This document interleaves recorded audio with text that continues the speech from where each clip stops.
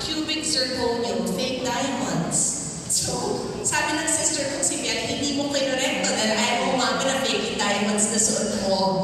So, I just want, parang tapos na itong ano to, I had mentioned na isusuot ko, my stylist said, please don't, hindi bagay sa lahat. So, mabay lang ako. Pero I wanted everyone to just see it and just to put the issue to rest. Kasi I feel when the truth is on your side, it's easy to discuss anything. And yun, natakot lang ako, that fear was that if you continue ignoring something because you thought it was senseless and baseless, for some people, it can be acknowledged as, ay, baka totoo.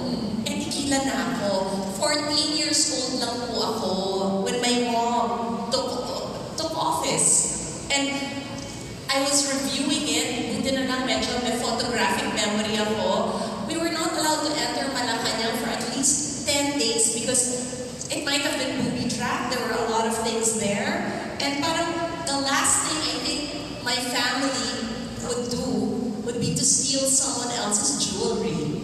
And yun lang, nainis ako dito because it was putting into question my mom's memory. Because obviously, di ba, saan ko makukuha? At least nanggaling sa nanay ko.